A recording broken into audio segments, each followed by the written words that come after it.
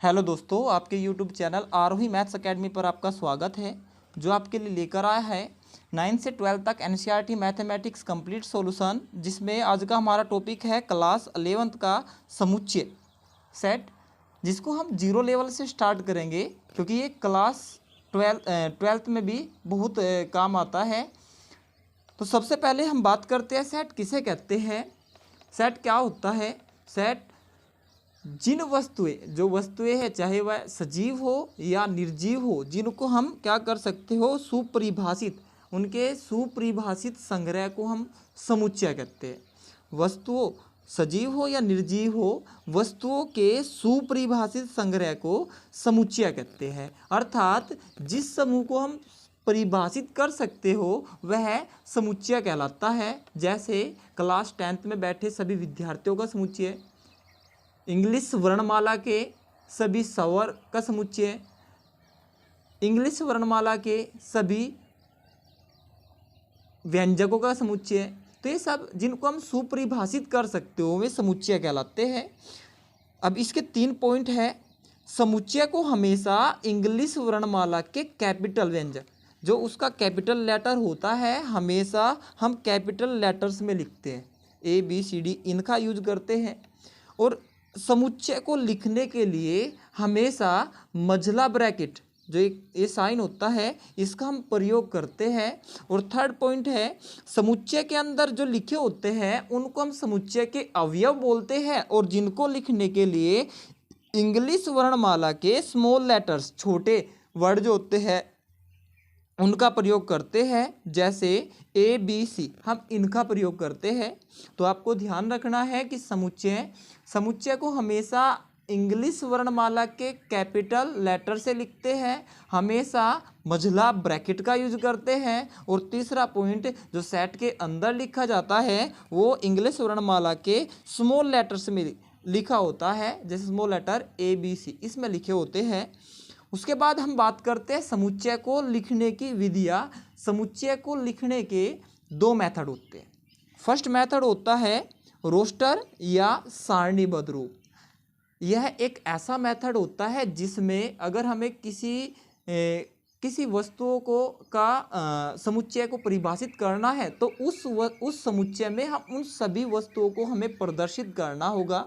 जैसे मैं कह सकता हूँ अंग्रेजी वर्णमाला के सभी स्वर का समुच्चय। अब इसको लिखने के लिए मैंने एक सेट यूज किया, और उस सेट में AEIOU, ये 5 के 5 इंग्लिश वर्णमाला के 5 स्वर होते हैं, उन पांचों को मैंने सेट में प्रदर्शित कर दिया। तो इसलिए इस सेट को हम कह सकते हैं कि ये सेट रोस्टर रूप में लिखा हुआ है। अर्थात रोस्टर रूप क्या होता है, जिसमें हम जितने भी संख्या है, जो भी है, उनको प्रदर्शित करते हैं, वह विधि रोस्टर विधि या सारणीबद्ध विधि कहलाती है। उसके बाद हम बात करते हैं इसके दूसरे मेथड की। सेट को लिखने का दूसरा मेथड होता है समुच्चय निर्माण विधि। अब समुच्चय निर्माण विधि होती क्या है? किसी बात को एक लाइन में, बहुत बड़ी बात को अगर हम एक लाइन में करके लिखते हैं तो वह विधि समुच्चय निर्माण विधि कहलाती है। जैसे AEIOU इंग्लिश वर्णमाला के स्वर है, जो यह लिखा हुआ है, ये फिलहाल रोस्टर रूप में लिखा हुआ है। हमें इसको समुच्चय निर्माण रूप में लिखना है तो हम इसको लिखेंगे, मैंने इसका नाम दिया, एक कैपिटल लेटर V से प्रदर्शित कर रहे हैं, और लिखने के लिए हम मझला ब्रैकेट का यूज कर रहे हैं। हमने लिखा यहाँ पे X, और ये बता दिया कि X अंग्रेजी वर्णमाला का एक स्वर है, यानी कि इस बात को एक लाइन के द्वारा हमने लिख दिया। इसलिए इस विधि को, यह जो विधि है, इस विधि को हम समुच्चय निर्माण विधि कहते हैं। इसके बाद हम बात करते हैं कुछ महत्वपूर्ण समुच्चयों पे जो बहुत ही इम्पोर्टेंट होते हैं। इनके केवल नोटेशन दिए हुए होते हैं। आपको पेपर में या बुक्स में इनके केवल संकेत दिए होंगे, इनका समुच्चय नहीं दिया होगा, तो आपको इनको याद करना है, जिससे कि आप इनके नोटेशन यानी कि इनके संकेत से आप इनको बता सकते हो। तो सबसे पहले हम बात करते हैं प्राकृतिक संख्याओं का समुच्चय, जिनको हम नेचुरल नंबर कहते हैं। तो प्राकृतिक संख्या क्या होती है? 1 से लेकर 1 2 3 4 5 6, 1 से लेकर ऐसे ही हम अनंत तक जाते हैं तो जो ये संख्याएं होती है, एक से स्टार्ट होती है और पूरी पूरी संख्या होती है, ये हमारी प्राकृतिक संख्या नेचुरल नंबर कहलाती है और यह सेट प्राकृतिक संख्याओं का समुच्चय कहलाता है। इसके बाद हम सेकंड समुच्चय पढ़ते हैं, पूर्ण संख्याओं का समुच्चय। अगर मैं नेचुरल नंबर्स में प्राकृतिक संख्याओं में जीरो संख्या को भी ऐड कर दूं, यानी कि जो जीरो से भी स्टार्ट हो तो वह आपका पूर्ण संख्याओं का समुच्चय कहलाता है, जिसमें आते हैं 0, 1, 2, 3, 4, 5, 6, 7, ऐसे क्रम बढ़ता जाता है। इसके बाद हम तीसरे सेट की बात करते हैं। तीसरा सेट है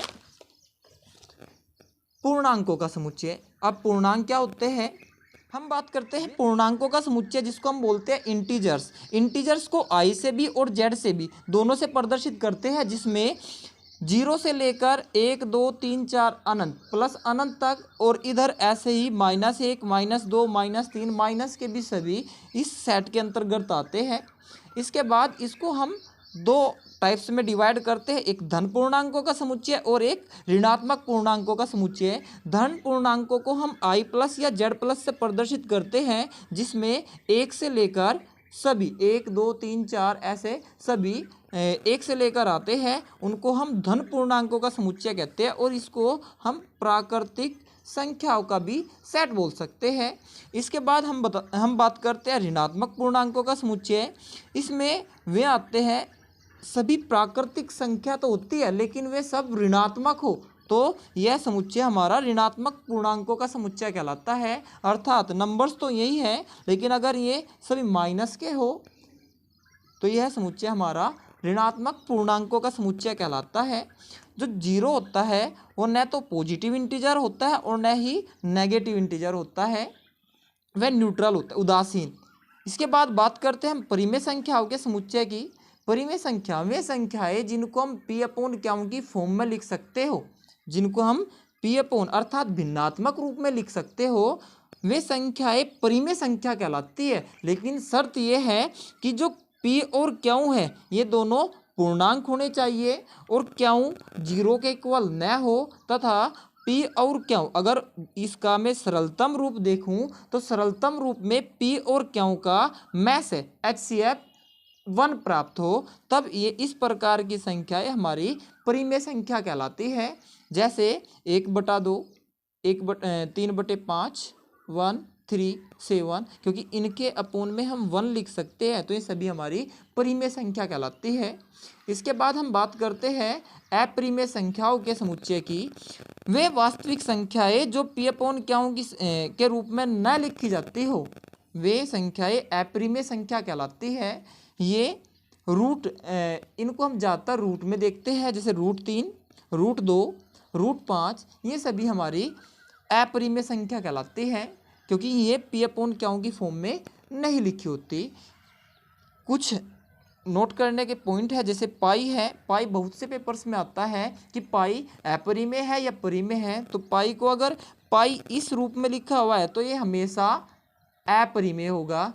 लेकिन पाई की हम वैल्यू 22/7 भी लिखा पाते हैं, अगर 22/7 लिखा हुआ है तो ये आपका परिमेय होगा। ठीक है, एक आइलस नंबर है, ये भी आपकी अपरिमेय संख्या होती है, और एक गोल्डन रेशियो है, ये भी आपकी अपरिमेय संख्या होती है, जिनकी वैल्यू दी हुई है। पाई की वैल्यू होती है 3.14159265 ऐसे, अर्थात इसमें कोई भी रिपीट नहीं होता, कोई सेट नंबर का 2 नंबर या 3 डिजिट का कोई सेट रिपीट नहीं होता, इसलिए ये संख्याएं अपरिमेय संख्या कहलाती है। इसी प्रकार आइलस नंबर और एक आपका गोल्डन रेशियो, ये भी एक अपरिमेय संख्या होती है। इसके बाद हम बात करते हैं वास्तविक संख्याओं के समुच्चय की।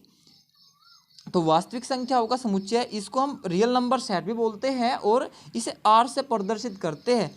वे संख्याएं जिनका वर्ग हमेशा 0 से बड़ा या बराबर अर्थात हमेशा पॉजिटिव प्राप्त हो, वे संख्याएं वास्तविक संख्याएं कहलाती हैं। तो जितने भी हमने अभी तक सेट पढ़े हैं वे सभी सेट वास्तविक संख्याओं के अंतर्गत आते हैं, क्योंकि उन सभी, अगर मैं परिमेय की बात करूं, किसी परिमेय संख्या का स्क्वायर करते हैं तो पॉजिटिव होगा, किसी रूट यानी कि अपरिमेय संख्या की बात करते हैं उसका वर्ग करेंगे तो वही पॉजिटिव होगा।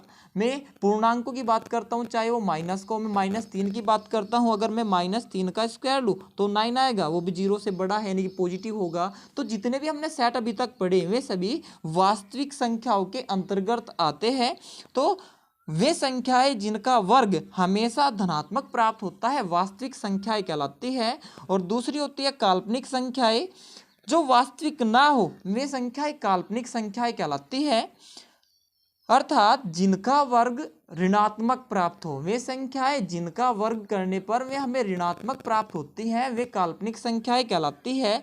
जैसे √-5, √-4, √-3, अर्थात रूट के अंदर अगर माइनस साइन आता है तो ये सभी काल्पनिक संख्याओं के अंतर्गत आते हैं। और जो √-1 होता है इसकी वैल्यू होती है i, जिसको हम आयटा बोलते हैं, और इसकी सहायता से हम कॉम्प्लेक्स नंबर सम्मिश्र संख्या बना सकते हैं। इसके बाद बात करते हैं हम सम संख्याओं का समुच्चय। वे संख्याएं जो 2 से पूर्णतः विभक्त हो जाए सम संख्याएं कहलाती है।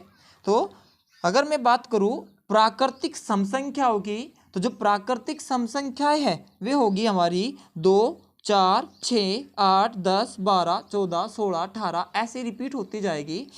और अगर टोटल की बात करूँ तो ऐसे ये माइनस की भी -2, -4, -6, -8 ये भी सम संख्याएं होगी, क्योंकि ये 2 से पूर्णतः विभाजित हो जाती है। एक पेपर में आया हुआ था कि जीरो कैसी संख्या है, तो हमारी जीरो जो होती है वो सम संख्या के अंतर्गत आती है। ऐसा क्यों है? क्योंकि अगर हम किसी भी सम संख्या को प्राप्त करना चाहते हैं तो हम उससे पिछली सम संख्या में दो, अगर मैं 4 हमें पता है 4 हमारी सम संख्या है क्योंकि ये 4 2 से पूर्णतः विभक्त होती है। अगर मुझे इससे नेक्स्ट जो अगली सम संख्या प्राप्त करनी है तो मैं इसमें 2 ऐड कर दूंगा तो हमारी इससे अगली जो सम संख्या प्राप्त होगी वो 6 होगी। अगर मुझे इससे पिछली सम संख्या प्राप्त करनी है तो 2 सब्सट्रैक्ट कर दूंगा तो मिलेगी हमारी +2।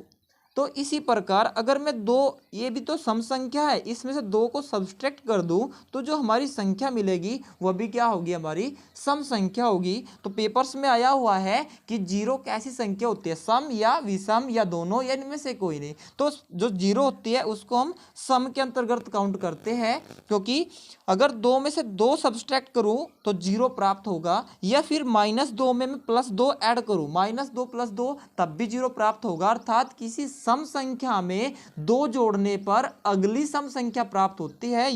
यह इस प्रॉपर्टी को फॉलो कर रही है, इसलिए इसको हम सम संख्याओं के अंतर्गत लिख सकते हैं। इसके बाद बात करते हैं विषम संख्याओं की। वे संख्याएं जो 2 से पूर्णतः विभाजित न हो विषम संख्याएं कहलाती है। जैसे 1, 3, 5, 7, 9 ये 2 से विभक्त नहीं होती, इसलिए संख्याएं हमारी विषम संख्याएं कहलाती हैं। इसके बाद हम बात करते हैं भाज्य संख्याओं की। भाज्य संख्याएं वे संख्याएं जिनके एक के अतिरिक्त 2 अन्य भाजक हो, अर्थात एक से तो वे घटे ही घटे और वे खुद के अलावा भी किसी और से विभक्त हो जाए तो वे संख्याएं भाज्य संख्याएं कहलाती है। जैसे 4 2 से भी डिवाइड हो जाएगी, 1 से भी डिवाइड हो जाएगी और 4 से भी डिवाइड हो जाएगी, अर्थात जिसका एक के अतिरिक्त अन्य 2 भाजक हो वे भाज्य। सबसे छोटी भाज्य संख्या होती है 4, तो हमेशा याद रखना कि सबसे छोटी भाज्य संख्या 4 होती है। इसके बाद हम बात करते हैं अभाज्य संख्याओं की। वे संख्याएं वे प्राकृतिक संख्याएं जो 1 से तो बड़ी हो और जो स्वयं व 1 के अतिरिक्त किसी अन्य प्राकृतिक संख्या से विभाजित न हो वे संख्याएं हमारी अभाज्य प्राइम नंबर्स कहलाते हैं। जैसे 2, 3, 5, 7, 11, 13, 17, 19, 23 ये केवल 1 से तो ये बड़ी है, ये 1 से और केवल खुद से विभक्त हो सकती है, ये अन्य किसी से विभक्त नहीं होती, इसलिए इनको हम अभाज्य संख्याओं के अंतर्गत रखते हैं। और एक बात हमेशा याद रखनी कि सबसे छोटी अभाज्य संख्या 2 होती है, जो हम बहुत से पेपर्स में गलत करते हैं। अगर आपको ये वीडियो अच्छी लगी हो तो हमारे चैनल को सब्सक्राइब, शेयर और जितनी हो सके लाइक कमेंट ज़रूर करें। धन्यवाद।